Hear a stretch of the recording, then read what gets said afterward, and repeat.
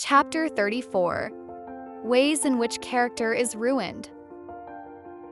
Parents may sow the seed of ruin. Mistaken parents are teaching their children lessons which will prove ruinous to them, and are also planting thorns for their own feet. To a great extent, parents hold in their own hands the future happiness of their children. Upon them rests the important work of forming the character of these children. The instructions given in childhood will follow them all through life. Parents sow the seed which will spring up and bear fruit either for good or evil. They can fit their sons and daughters for happiness or for misery. By indulgence or iron rule.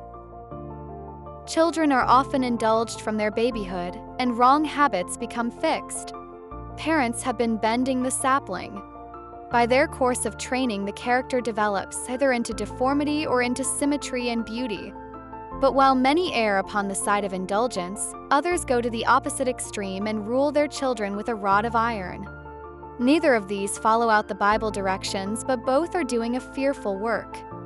They are molding the minds of their children and must render an account in the day of God for the manner in which they have done this. Eternity will reveal the results of the work done in this life. By failing to train for God. In failing to train their children to keep the way of the Lord, to do those things which He has commanded, parents neglect a solemn duty. Some children have been left to do as they pleased, others have been found fault with and discouraged. But little pleasantness and cheerfulness and words of approval have been given them. Oh, if mothers would only work with wisdom, with calmness and determination, to train and subdue the carnal tempers of their children, what an amount of sin would be nipped in the bud, and what a host of church trials would be saved. Many souls will be eternally lost because of the neglect of parents to properly discipline their children and to teach them submission to authority in their youth. Petting faults and soothing outbreaks is not laying the axe at the root of the evil, but proves the ruin of thousands of souls. Oh, how will parents answer to God for this fearful neglect of their duty? By negligence that dallies with sin. Children need watchful care and guidance as never before, for Satan is striving to gain the control of their minds and hearts and to drive out the Spirit of God. The fearful state of the youth of this age constitutes one of the strongest signs that we are living in the last days, but the ruin of many may be traced directly to the wrong management of the parents. The spirit of murmuring against reproof has been taking root and is bearing its fruit of insubordination. While the parents are not pleased with the characters their children are developing, they fail to see the errors that make them what they are. God condemns the negligence that dallies with sin and crime, and the insensibility that is slow to detect its baleful presence in the families of professed Christians.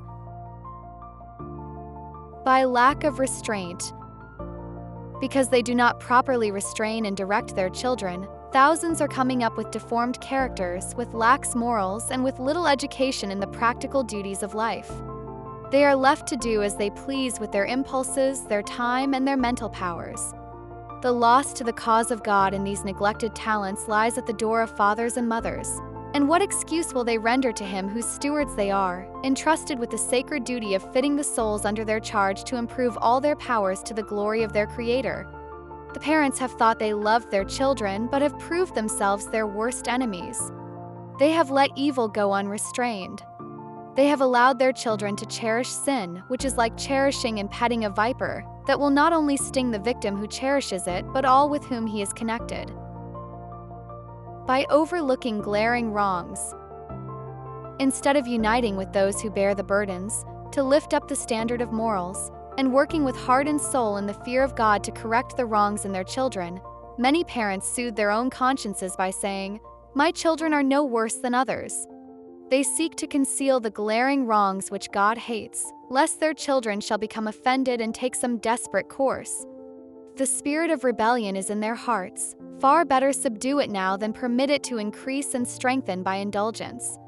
Parents would do their duty, we should see a different state of things. Many of these parents have backslidden from God. They do not have wisdom from Him to perceive the devices of Satan and to resist his snares. By petting and indulging children. Parents frequently pet and indulge their young children because it appears easier to manage them in that way. It is smoother work to let them have their own way than to check the unruly inclinations that rise so strongly in their breasts. Yet this course is cowardly. It is a wicked thing thus to shirk responsibility, for the time will come when these children, whose unchecked inclinations have strengthened into absolute vices, will bring reproach and disgrace upon themselves and their families. They go out into busy life unprepared for its temptations, not strong enough to endure perplexities and troubles. Passionate, overbearing, undisciplined, they seek to bend others to their will, and failing in this, consider themselves ill-used by the world and turn against it. By sowing seeds of vanity. Wherever we go, we see children indulged, petted, and praised without discretion. This tends to make them vain, bold, and conceited. The seeds of vanity are easily sown in the human heart by injudicious parents and guardians, who praise and indulge the young under their charge, with no thought of the future. Self-will and pride are evils that turned angels into demons and barred the gates of heaven against them. And yet parents, unconsciously, are systematically training their children to be the agents of Satan. By becoming slaves to teenage children. How many toil-worn, burdened parents have become slaves to their children? While in harmony with their education and training, the children live to please, amuse, and glorify themselves. Parents sow the seed in the hearts of their children, which yields a harvest that they do not care to reap. Under this training, at the age of 10, 12, or 16, children think themselves very wise, imagine that they are prodigies, and regard themselves as altogether too knowing to be in subjection to their parents, and too elevated to stoop to the duties of everyday life. The love of pleasure controls their minds, and selfishness, pride, and rebellion work out their bitter results in their lives. They accept the insinuations of Satan and cultivate an unhallowed ambition to make a great show in the world. By misguided love and sympathy. Parents may indulge their affection for their children at the expense of obedience to God's holy law. Guided by this affection, they disobey God by allowing their children to carry out wrong impulses, and withhold the instruction and discipline which God has commanded them to give. When parents thus disregard the commands of God, they imperil their own souls and the souls of their children. Weakness in requiring obedience and false love and sympathy, the false notion that to indulge and not to restrain is wisdom, constitute a system of training that grieves angels, but it delights Satan, for it brings hundreds and thousands of children into his ranks. This is why he blinds the eyes of parents, benumbs their sensibilities, and confuses their minds. They see that their sons and daughters are not pleasant, lovely, obedient, and caretaking, yet children accumulate in their homes to poison their lives, fill their hearts with grief, and add to the number whom Satan is using to allure souls to destruction. By failure to require obedience. If ungrateful children are fed and clothed and allowed to go uncorrected, they are emboldened to continue in their course of evil. And inasmuch as their parents or guardians thus favor them and do not require obedience, they are partakers with them in their wicked deeds. Such children might just as well be with the wicked, whose iniquitous course they choose to follow, as to remain in Christian homes to poison others. In this age of wickedness, every Christian must stand firm in condemnation of the evil, satanic actions of wayward children. Evil youth should not be treated as kind and obedient, but as disturbers of the peace and corrupters of their companions. By allowing the children to follow their own minds. The prevailing influence in society is in favor of allowing the youth to follow the natural turn of their own minds. They, parents, think that by gratifying the wishes of their children and letting them follow their own inclinations, they can gain their love. What an error! Children thus indulged grow up unrestrained in their desires, unyielding in their dispositions, selfish, exacting, and overbearing, a curse to themselves and to all around them. By allowing wrong attitudes. The lessons of childhood, good or bad, are not learned in vain. Character is developed in youth for good or evil.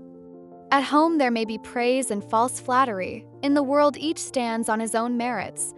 The pampered ones, to whom all home authority has yielded, are there daily subjected to mortification by being obliged to yield to others.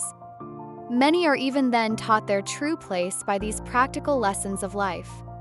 Through rebuffs, disappointments, and plain language from their superiors, they often find their true level and are humbled to understand and accept their proper place. But this is a severe and unnecessary ordeal for them to pass through and could have been prevented by proper training in their youth. The majority of these ill-disciplined ones go through life at cross purposes with the world, making a failure where they should have succeeded. They grow to feel that the world owes them a grudge because it does not flatter and caress them, and they take revenge by holding a grudge against the world and bidding it defiance.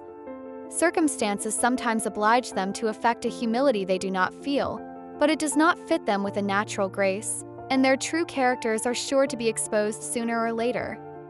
Why will parents educate their children in such a manner that they will be at war with those who are brought in contact with them? By training as devotees of society.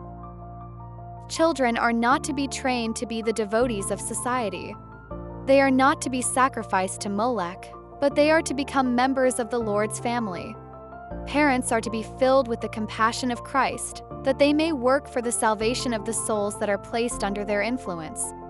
They are not to have their minds all engrossed in the fashions and practices of the world. They are not to educate their children to attend parties and concerts and dances, to have and attend feasts, because after this manner the Gentiles walk. By permitting selfish seeking of happiness. There are many youth who might have been a blessing to society and an honor to the cause of God if they had been started in life with right ideas as to what constituted success. But instead of being controlled by reason and principle, they had been trained to yield to wayward inclination, and sought only to gratify themselves by indulging in selfish pleasure, thinking thus to obtain happiness. But they failed to attain their object, for seeking happiness in the path of selfishness will bring but misery. They are useless in society, useless in the cause of God. Their prospects both for this world and the next are of a most discouraging order, for by selfish love of pleasure they lose both this world and the next. By a lack of piety at home. In professedly Christian homes, where fathers and mothers would be supposed to be diligent students of the Scriptures, in order that they might know every specification and restriction in the Word of God, there is manifest neglect of following the instruction of the Word and of bringing up the children in the nurture and admonition of the Lord. Professedly Christian parents fail to practice piety at home. How can fathers and mothers represent Christ's character in the home life when they are content to reach a cheap, low standard? The seal of the living God will be placed upon those only who bear a likeness to Christ in character. If parents were obedient to God. The Lord will not vindicate the misrule of parents. Today, hundreds of children swell the ranks of the enemy, living and working apart from the purpose of God. They are disobedient, unthankful, unholy, but the sin lies at the door of their parents. Christian parents, thousands of children are perishing in their sins because of the failure of their parents to rule the home wisely. Parents were obedient to the unseen leader of the armies of Israel, whose glory was enshrouded in the pillar of cloud. The unhappy state of affairs now existing in so many families would not be seen. Looking for more ways to help your family grow in faith, health, and wisdom? Visit antstalents.com to explore Bible-based resources designed to support physical, mental, and spiritual growth for every member of the family.